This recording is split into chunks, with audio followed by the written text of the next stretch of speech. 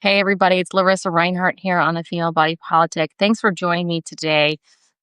I'm waiting right now for Jane Ruby, who is the president of the League of Women Voters in Chicago. She has been on the ground doing so much work in the protests that are happening there.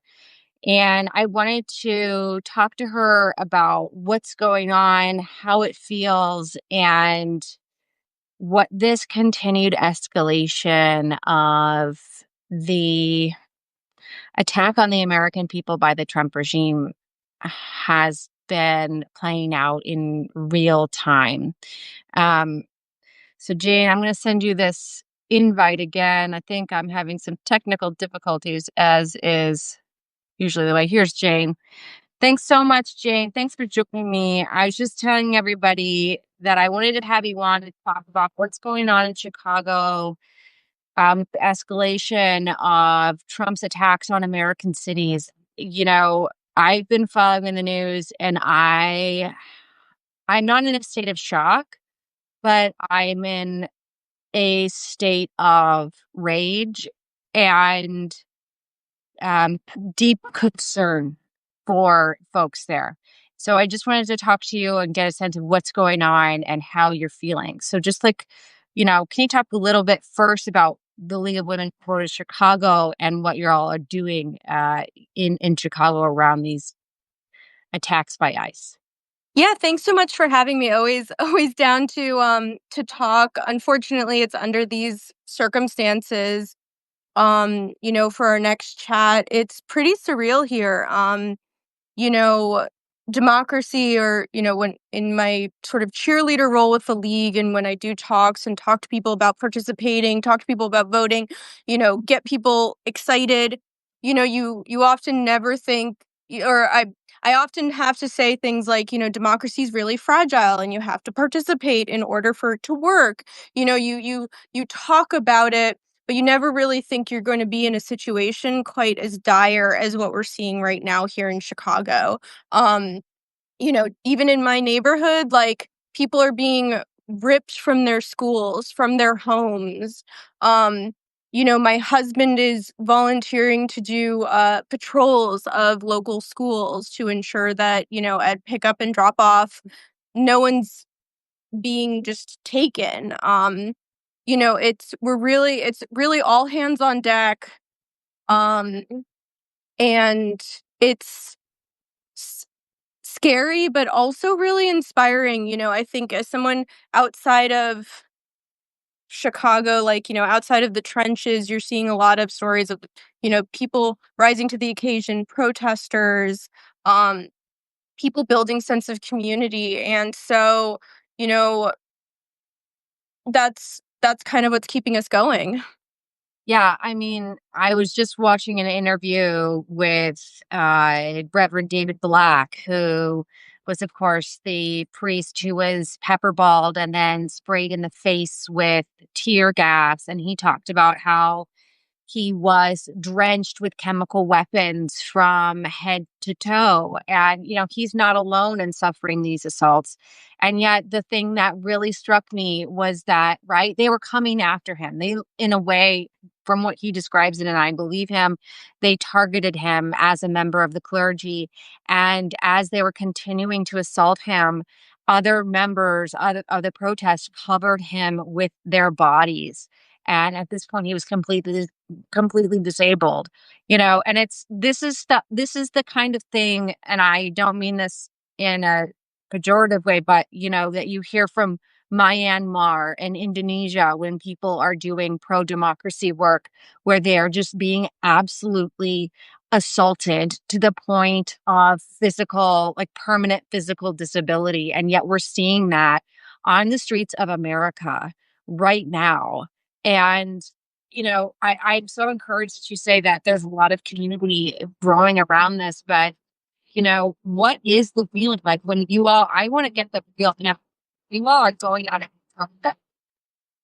are you fearful that Yeah, I mean, uh, I've been to as many of the protests as that I possibly can, both in my capacity as a concerned citizen, but also in my capacity as president of the League of Women Voters of Chicago, to stand in solidarity with, the organizations in particular who are even more in the trenches than we are.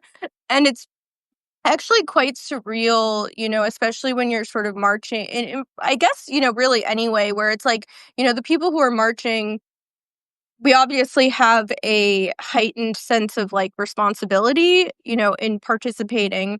And then you always have the people who are like standing off to the side, like making fun of you or videoing you or, you know, uh, being trolls. You also have the people who are videoing you or asking questions about why you're doing this. And, you always just talk to them and they're just like interested in the movement.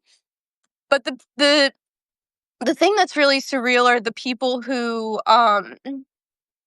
just are confused as to what's going on. Um, who are just being like, "Why are these people here? Why are they marching? Why is this a thing?" And just, like, genuinely just so completely tuned out as to what's happening. And it's really that gray area space is the state base that, I'm most concerned with because, you know, there are a lot of people who are still not paying attention to what's going on as, people are literally being kidnapped off the streets. That's an everybody person problem. It's not a partisan problem. It's not, a certain kind of person's problem. It's not a classist problem. It is an everybody's problem that, Americans are being kidnapped. People who are coming here who have the right to be here are being kidnapped. Yeah, and children are being traumatized for life. Watching their parents kidnapped or being kidnapped themselves or watching Yeah. incredible violence happening. And you talk about these folks who are checked out. That is shocking to me, right? In Chicago, which is such a metropolitan center, um, sort of well known for how being highly educated and involved and just like aware. And yet there's still this element of folks who don't know what's going on. And I often worry that here on Substack, right, I am siloed just along with everyone else in their individual channels.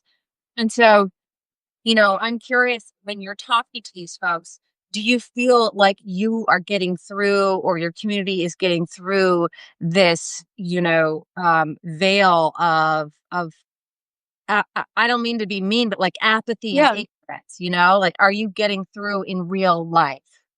I think the situation that happened last week, which, finally has sort of broken through the mainstream media, but where you have Black Hawk helicopters landing on the roof of a south side of Chicago apartment building and people are yanked out of their beds in the middle of the night.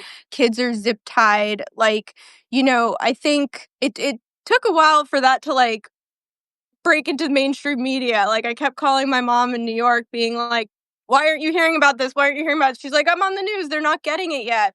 Um, but I think if nothing else, that situation was kind of so next level, which is, like, wild to say because I feel like every situation that's transpired here with ICE and troops and, escalation from the federal government has been next level, but I think that situation and that, um my hope is that when people hear about that and understand what happened there, that could happen anywhere.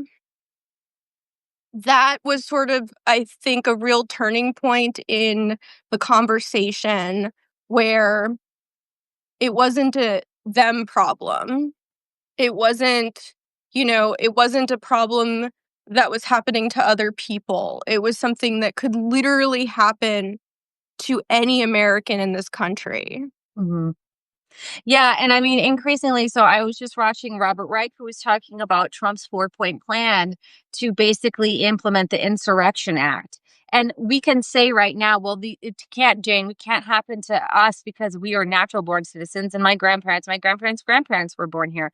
But once you declare the Insurrection Act, right, then habeas corpus is completely suspended. And now you do have the situation where it doesn't matter You could have come, your ancestors could have come on over on the Mayflower. At Mhm. this point, it is your problem. It is your reality. And so, yeah, I'm just from a strategic position. I'm curious to know what you think about the Trump regime staging this very performative, very violent, and very conspicuous raid on this vulnerable population in Chicago in particular. Do you think there's a reason why they're attacking Chicago so intensely? I mean, I know they're in Portland and Los Angeles, but I feel like so many of the most brutal stories are coming out of Chicago. Is it like, do you know if there's a reason for that, or do you have a feeling of why? Yeah, I mean, I think that in order to get to the root cause of that, a lot of people have to have a lot of uncomfortable conversations around race and class. Chicago is a very segregated city. It is very much historically rooted in a lot of really intense battles over civil rights, over equity, over positive change, both, negatively, but also, there's a lot of incredible people that have done civil rights work here in Chicago. So there's a storied history of incredible activist work here. Um, but at the root cause of it, like there are members of the executive branch who are racists, who are targeting our city. We have a black mayor. There's been some absolutely disgusting stuff said about leadership in our city and our state by other elected officials in positions of power. You can't ignore race. You can't ignore the fact that, we're a huge immigrant population in our city. And it's kind of like the perfect staging ground for this sort of, attack that we're probably going to be seeing in other places and have already started to see in other places. Yes, and it really is exactly as you say, staging ground, right? Like you see military bases that are built like cities, right? So that the military can practice urban warfare, or there are specific military bases that have environments that mimic other environments that the military will go into. And that's how they practice to then, you know, plan an invasion. And we're seeing, right, it is both an invasion and it is a staging for a larger invasion. And, one of the things that is so deeply, deeply, deeply concerning to me about this situation is that it's the National Guard, right? Of course, that's problematic enough. But then you have ICE. And ICE is really moving beyond immigration, control and into civilian policing, but without any kinds of rules of engagement. And, how do we, I mean, this is sort of in the future, but do we just need to like defund ICE in the future? Is there any going back from this other than just completely shutting it down? I mean, I think ICE has sort of been kind of the test case for sort of a larger militarized militia, um, trained to, go after people, that uh, the federal, like, the executive branch would like to go after. And that's the truth. I mean, in my neighborhood alone, the other day I was on a Zoom call with some league people and I get a text notification and it's like, oh yeah, like stay home because ICE is in the area and they tear gassed a local grocery store. Like, so, a lot of what you're seeing in Broadview, Illinois, like, at the ICE detention center, like, a lot of that is, it's equally horrifying, but it's also in a contained area. But now they're going into neighborhood communities and feeling like they can use tear gas on people in residential areas. Like, a family that was just walking by the grocery store, like, just, walking by, living their life, and had a 2-year-old child, they were tear gassed. How is what was this reported? Was this reported on? I I'm mean, yeah, no, these are things that, need to get reported out. But I mean, that just happened less than a mile from, where I was doing a Zoom.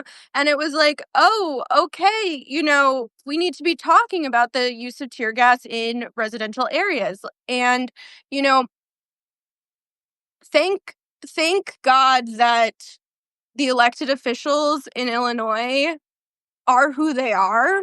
And a Mhm. lot of them, have background in, uh, you know, protest and civil disobedience and being on the right side of history and, fighting for what's right, protecting immigrants, you know, thank goodness we have these people in positions of power here in Illinois to stand up and fight back against these things, both at the hyper local level. Our city council, our alder people have been such heroes in putting their bodies on the line for protecting people here in this country. Our state representatives, our state senators have been organizing patrols and signage and know your rights trainings. Organizations like the League and others, around immigration, we have been doing tons of events, tons of protests, really trying to get the word out to every single person. At, our mayor's office has been incredible. Like, I mean, everyone should be following the the press coverage for out of the Chicago mayor's account, because oh my gosh, has he really risen to the occasion. These executive orders that he's issuing are some of the only actual defenses against ICE right now in our communities. Um, that is truly an act of resistance. At the state level, our governor and our attorney general's offices, there's pending lawsuit to get the National Guard out. And there was a big success today, or this week, on that front. But the fight isn't over, and people and our elected officials, our community organizers are working overtime to defend and protect people here. But I mean, you had mentioned checkpoints. Like, there's a bunch of just like ICE showing up and being like, "Hey, where's your ID?" okay. Let's get back to that in a minute, but I want to talk about because I mean, this is like, where are your papers? Mhm, Really, that's what they're saying. Where are yeah, your papers? mhm, So, I mean, and I don't like to always, you know, use the metaphor and have it be compared to the Nazis. I think it's overblown often and hyperbolic and overused. But if you're like, where's your ID? Just, that's basically you're saying, show me your papers, which is a classic Nazi request. But I want to go back to the Dems and their leadership. And specifically, I'm hoping that you can share the story of the local alderman, who and whose name is escaping me right now, but who stood up to ICE at the hospital that were trying to take a man without a warrant and put her body online. Could you just share that story really quickly with our viewers? yeah. In the 26th ward of Chicago, which is a predominantly Latino area of the city, one of our alder people went to the ICE was chasing someone. He got hurt and it was at the hospital. And the alderwoman for the ward, Jesse Fuentes, put her body on the line. And, we have to start using phrases like that, people putting their bodies on the line to protect our community. And ICE aggressively manhandled her and arrested her Yeah, the for way. asking for a valid judicial warrant. And that is where we're at. Our elected officials are getting arrested Yeah. for upholding the law, protecting people. And just so everybody knows, she identified herself as an elected official. She was nonviolent, didn't raise her voice, completely, respectful insofar as you can be. Pardon me. And you mentioned that they manhandled her. They absolutely pushed her elbows together behind her, which, if you have ever been handcuffed, you know that that is exceptionally painful and Mhm. can actually lead to long-term damage.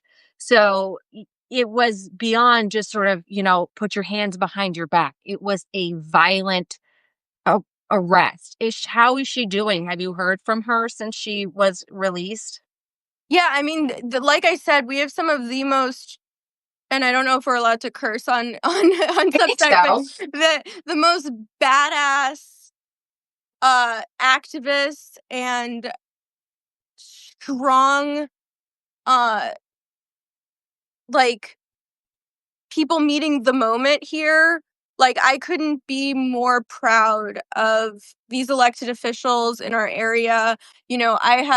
I love, working with them on other projects, but to see them step into these roles and do what's right, because it is, we're really at a point of, there is a right and there is a wrong. And we all have to meet the moment and do what's right to protect each other. She's spoke she luckily that story kind of broke mainstream media, and so she's appeared on some mainstream media to tell her story because it's a really powerful one, and it's one we can't forget. You know, Hopefully all of this passes soon, but we can't forget what happened. And too often, things, especially in short term memory, are not remembered in the same way. And so it's really important to, hopefully ICE gets the hell out of Chicago very soon. And hopefully they don't terrorize any more cities or any more people in our country, but until then, we can't forget that these are things that are happening. You mentioned that it feels, very much like, the show me your papers kind of thing. Like, I mean, we're at the point where you walk around the neighborhood and there's signs everywhere being like, no ICE, like, you need a judicial warrant, like businesses, homes, everything is just about, protecting each other and for people to know what their rights are in case they're stopped, because at any point people can be stopped. Yeah, and I'm so curious, right? Because what you're describing in the community that's being built in Chicago, and that the way that the local and hyper local elected officials are standing up is really interesting to me, right? Because we are talking earlier about why the Trump regime has specifically targeted Chicago with some of its most violent and brutal and blatant attacks. And I'm like, do they know that if they can break this city, right, then they can go elsewhere? Whereas it seems like Chicago is proving to be a really powerful model to other cities about what can be achieved. So that's really encouraging to hear that folks are standing together. The other thing I wanted to ask you about is I'm seeing on social media, and I want to know if it's true because I hope it is ICE is unable to, find a bathroom, go to a restaurant, get any sleep. Is that really happening? Are people really rejecting ICE in every capacity throughout the city? Yeah, so and I think there's been a lot of lessons that organizers in Chicago have taken from what's happened in DC and what's happened in LA. That there are lessons to be learned for how to agitate and aggravate the bullies coming in to make them uncomfortable. Um, yeah, no, it's been wild. So there's like a sort of this texting platform where you can opt into it and you get notified like if ICE is in the area and stuff. And so there's been great like instant reporting on what's going on like in the moment and you get like notified. But it's been great because it's like, there was a gym where there was a bunch of ICE people like working out and it was like get to the gym and like make them feel uncomfortable that they've like leave the gym, or like ICE isn't welcome on private property, so like businesses and people can say like no, you can't be here. There was an executive order this week that our mayor's office did about they can't stage on Chicago property, so things like lots that are owned by the city or parks, they can't sort of convene and create an ICE staging facility, which also sort of severely contracts their ability to organize operations, which is why I think they've also sort of resorted to doing a lot of the checkpoint things, because those are things that, they could just like park a car and then, ask people for their address. Honey, no, no, not right now. Sorry, my little toddler was coming in. So it's like, it's things like doing the checkpoints we're starting to see a lot more of just because of the constriction of their ability to, stage big operations, here in the city and like, have a tent or big vans and stuff. So, there's I mean, you're seeing like some incredible videos of like cars honking and people like following these ice vehicles around the city and like trying to chase them out, and it's like more of that. Anyone who is willing to like, go drive around for a few minutes and try to, make these people feel uncomfortable, like power to them. That is truly sort of, community organizing at its best.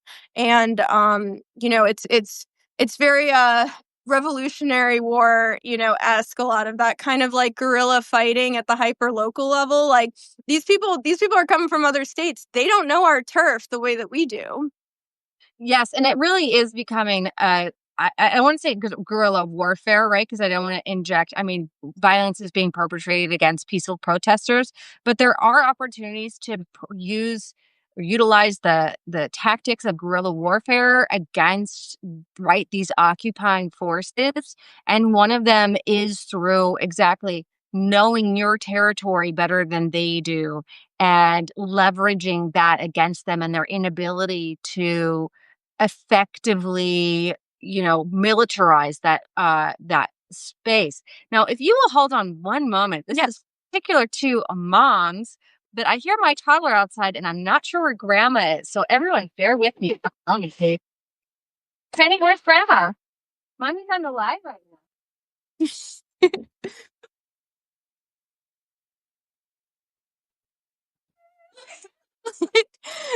I'm laughing because that's such the vibe too. Like my toddler is taking a quick nap, so but that mom life and political life, we really have to balance that.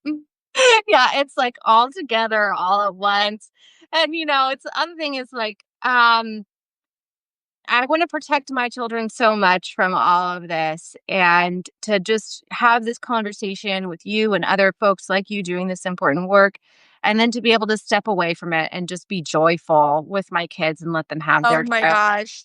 you That know? is a huge thing right now. It's like, I've been talking with sort of a play group, in my area about, they're concerned, what would happen if they get stopped by ICE or whatever. So, helping even like, a toddler play group figure out, what a plan looks like, or, advising on whether like 2-year-olds should carry around copies of their birth certificate, like, in their backpack is just such kind of a surreal thing, and it's so hard because it's like you wanna protect, like, no kid sh no, this is not the burden of any child. This is the burden of sort of the adults to figure this out. Right. Um, but, and luckily, like, my son is too young to like, he won't remember this day. He'll just, read about it, hopefully in the history books, and that. But, how do you even balance sort of childhood when, people are being kidnapped on your street? And, there's so much there about protecting the kids, protecting each other, and you know, it's just really, really surreal. And, more power to all the parents out there that are really kind of having to balance parenthood and, the joys of Halloween coming up and their kids, living their life, or, playing in a pile of leaves outside, with also, knowing that kids their age were zip tied in the middle of the night and taken out of their beds. It's really, really weird to, straddle both of those worlds. Yeah. I would say though, and I talk to particularly a lot of moms who are doing justice work, and even though I'm immersed in it every day, right? It is far easier, I think, for me to do that justice work, know I'm working on the solution, than if I were Mhm. not acting. Because there is such joy in the work and there's such great community. And I have to say, meeting you and so many other women has been who are doing this work has really been the privilege and honor of my lifetime. And I'm sorry that it's been under these circumstances, but I'm glad that I've come to know you all. And I know you've talked about this, but like, what's your experience been in, you know, community building, not just in Chicago, but around the country? Maybe particularly you can talk about the League of Women Voters, since you are the president of the League of Women Voters Chicago, and how they are creating these resilient networks of resistance. Yeah, it's a weird space because, we are not a nonpartisan organization, so we don't endorse parties or candidates, which to me is really, as I've talked about before, is really kind of freeing and liberating because I can focus on issues as opposed to, being beholden to party agendas and stuff. Um, but, a lot of people are like, how can the League of Women Voters, come out with a statement saying we're in a constitutional crisis? Like, that's partisan. Or how can the League be a national partner for No King's Day? Like, that's partisan. And it's like, you know, before we get into parties or any of the politics of party dynamics or candidates or things like that, like, democracy isn't a partisan issue. It's something Democracy is that is nonpartisan.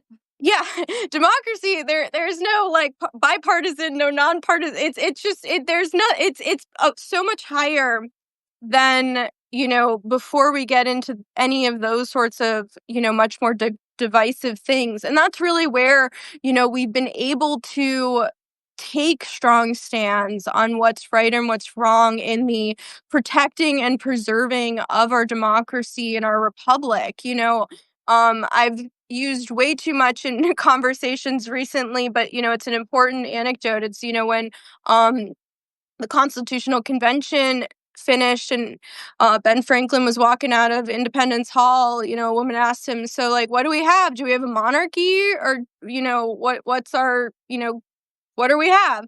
And he says, "A republic if you can keep it." Hmm. And, I think that that is something that, we really need to be thinking about in kind of every aspect of our lives, like, it's always going to be fragile, what I said earlier on, and, it's we can we can keep our democracy going if we're all, vigilant in its protection and its sanctity. But And so, that's really where the League of Women Voters is an incredible resource, both nationally, statewide, and local in, the preservation of democracy, the expanding of democracy where it needs to be expanded, and, the education so we have an informed and active voting population here in our country. yeah, and I just find it so interesting, right, that a woman asked Benjamin Franklin, "What do we have, a monarchy or a republic?"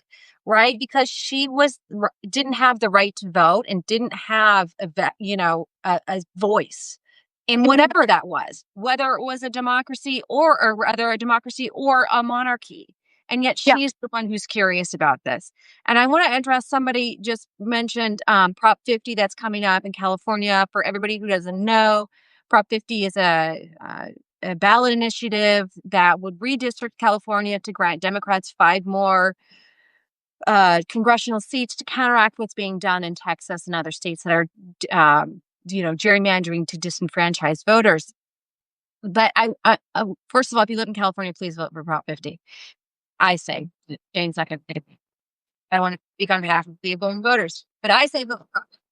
But the thing is that we live, right. Our political system has not evolved to really give people a voice in our government, right? We are just, I would say, a little bit ahead of that woman asking Benjamin Franklin what we have.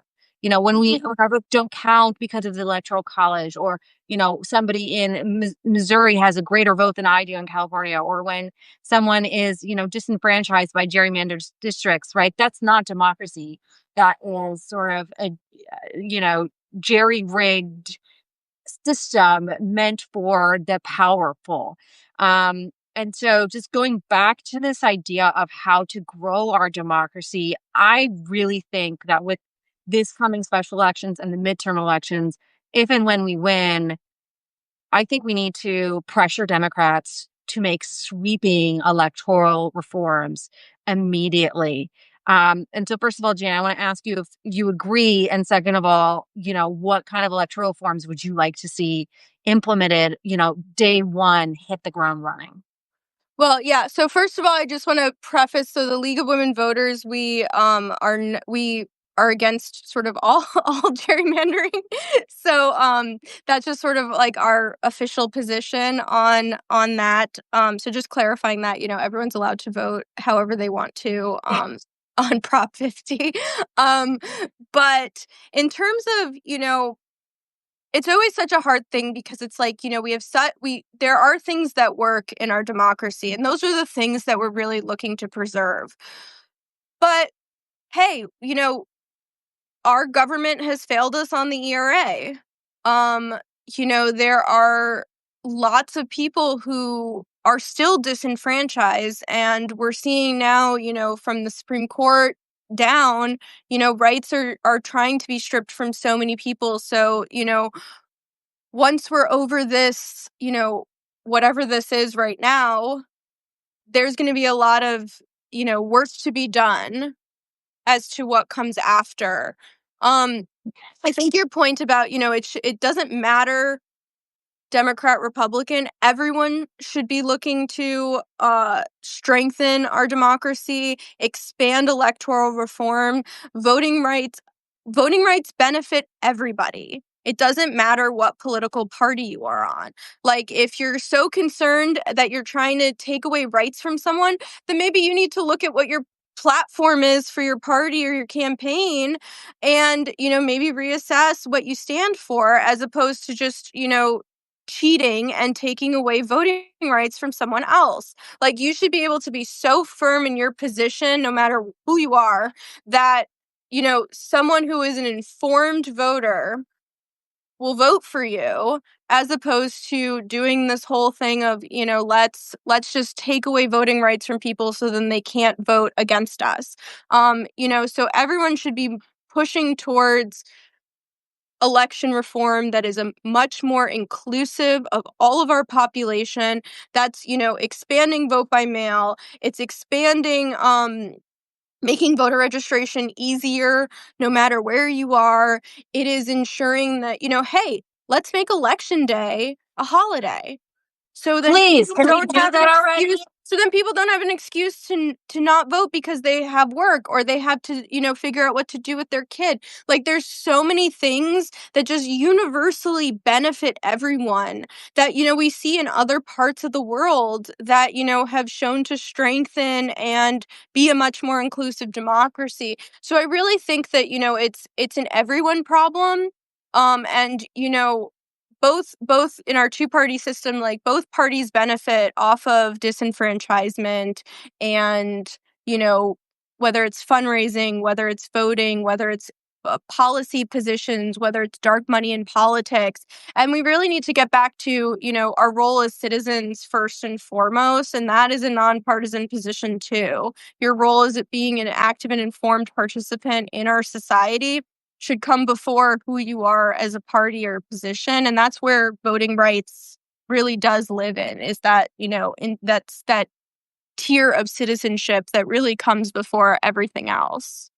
Yeah, and we're running out of time here, but I want to bring it back to Chicago, right? Because what's going on there on the ground right now is really indicative, I think, of a lived history for a lot of people, right? Where a lot of the American population, for the majority of our history, have lived on that knife's edge of fascism or authoritarianism, right? Like, one missed paycheck, one false arrest, one turn down the wrong street and you lose your freedom.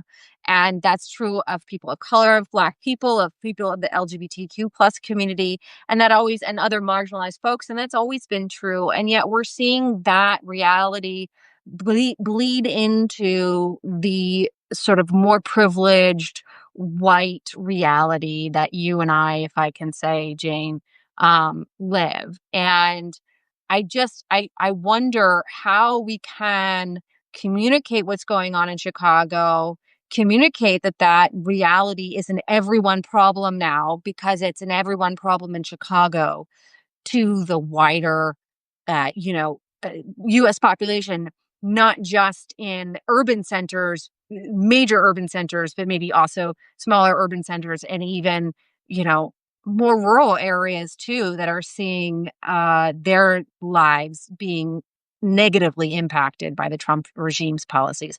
How Yeah. can we communicate better? Well, I think we just need to get out there, and a lot of it is uncomfortable conversations. It's uncomfortable conversations around race. It's uncomfortable conversations around class. Um, we don't have class solidarity in ways that we need. We don't have race acknowledgement in the ways that we really need, and that is very much a white people problem too.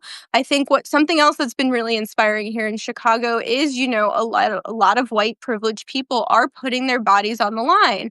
They're going out to Broadview from all over the state, all over the country. People are coming to Broadview um to take a stand there, and they're getting all kinds of people are getting pepper sprayed. A lot of white people are getting pepper sprayed and shot with the rubber bullets and such. It's like they're really putting their bodies on the line to show that we're all in this together.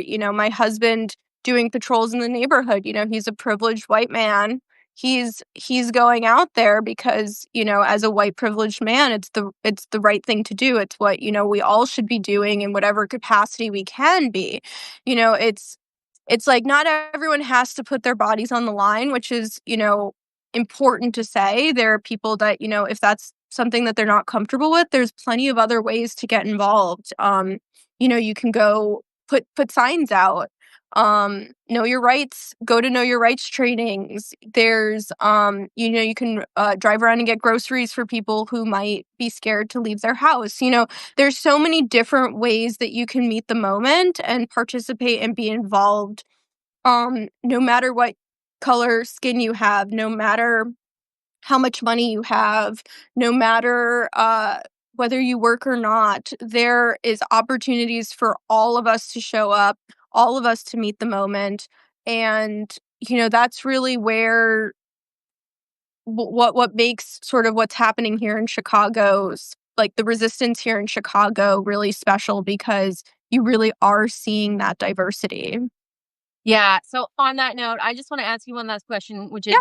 how can we support you in the work that you're doing in Chicago and that other folks are doing in Chicago? Because I really, I am I feel like we have to support each other across state lines because in these embattled zones, right, we need to be able to stand with you. So how can we get involved in what you're doing? How can we support what the League of Women Voters is doing or any other organization I there? mean, always, in is my plug to join the league. We have chapters all around the country at the local, state, and national levels.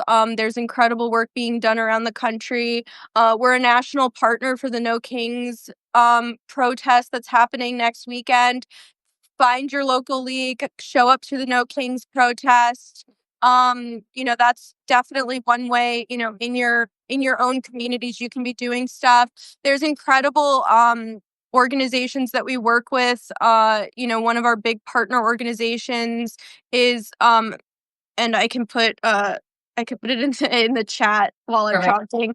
But they've been doing incredible work. The Illinois Coalition for Immigrant and Refugee Rights. They have been superstars in not only organizing Know Your Rights work, but organizing protests and being, the legal resource for all of these kidnappings that have been happening, and really being on the front lines. And so we're so in awe of their work and happy to be partners with them in amplifying what's happening here.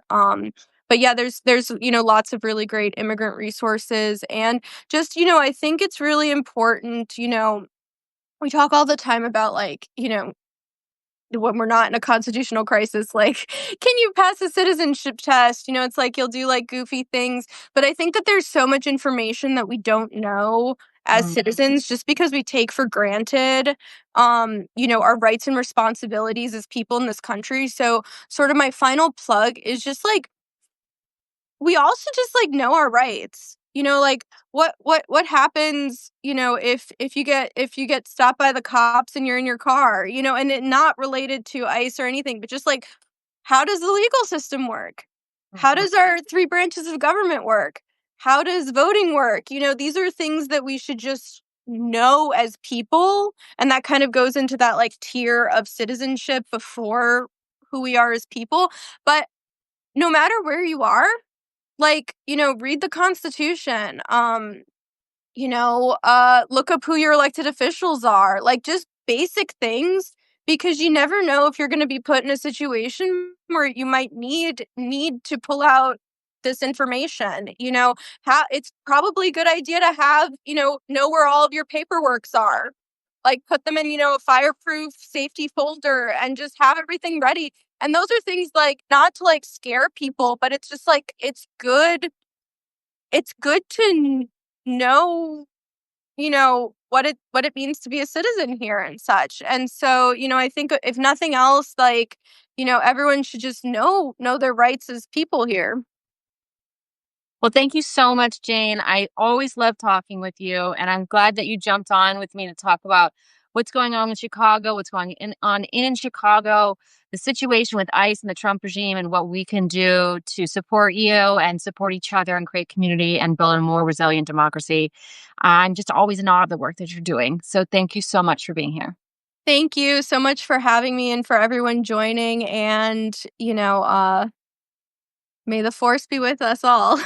Yes, absolutely. We'll check in again soon, Jane. Thank you. Bye. Bye.